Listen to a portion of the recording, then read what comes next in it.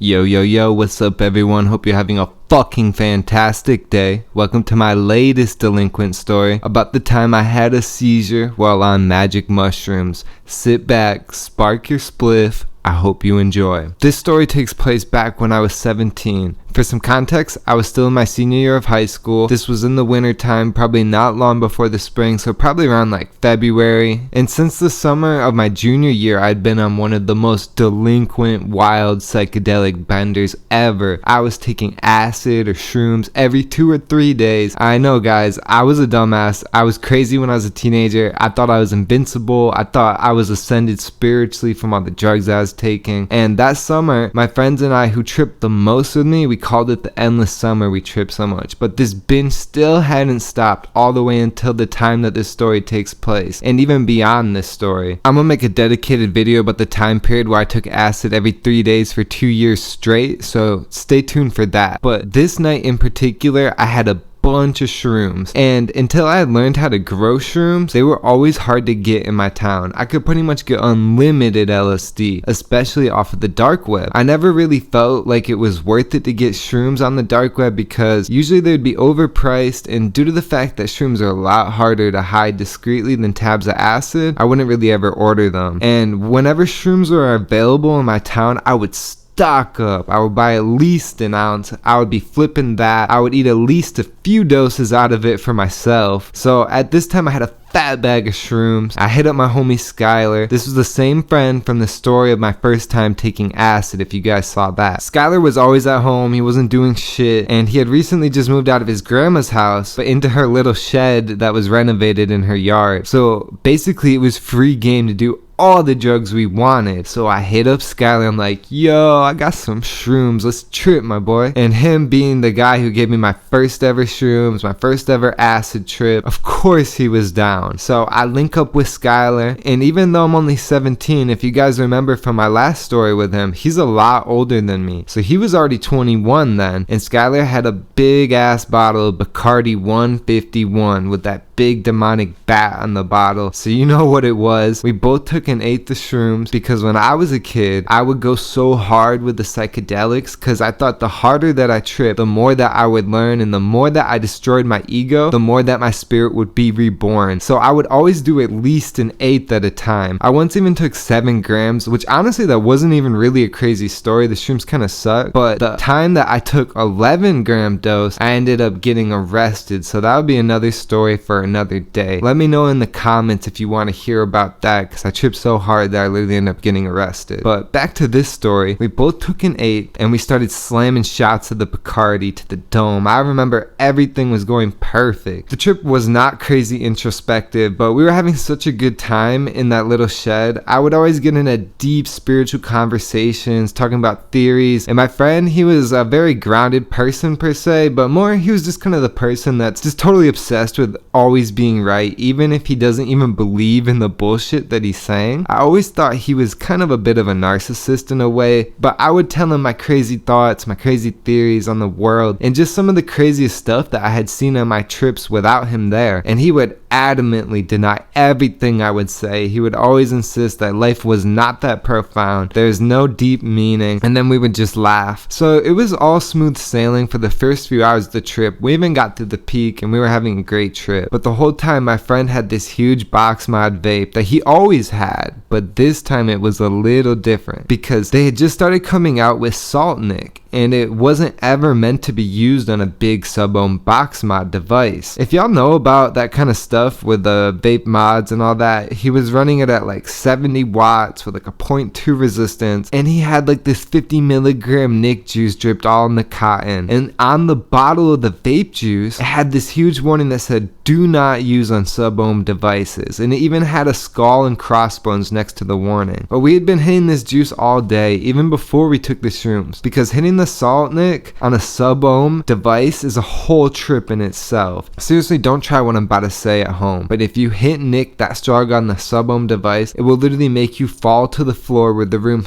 spinning had that same effect on everyone that I saw try it. And I know that sounds terrible, but it was super fun, like going on a roller coaster. And a good analogy is from how I understand some Native Americans would use tobacco smoke nasally, and it would put them in a trance-like state similar to what I had experienced, because wild tobacco is so much stronger than domestic tobacco, and they would hit it straight through their nose and it would knock them on the ground and they'd be all tripping from it. And I remember vividly at the time I was eating an organic vegan Oreo cookie and I was ripping the Salt Nick mod and my stomach just did a flip, and I was like, oh dude, it must just be the shrooms making me feel sick. So I was like, fuck dude, I'm gonna throw up. And we were sitting in these chairs next to each other and I stood up to run outside and puke, but I had just blacked out as soon as I stood up, and there was no conscious thought after that. I was in a complete black void. The only thing that existed was all these numbers and letters that was swirling and flying all around me, but there was no consciousness at all. I wasn't thinking any thoughts. I wasn't feeling anything. It was like all my senses had completely been turned off. Full sensory deprivation. And I was there for some time until I started hearing these muffled voices off in the distance, and they kept getting louder and louder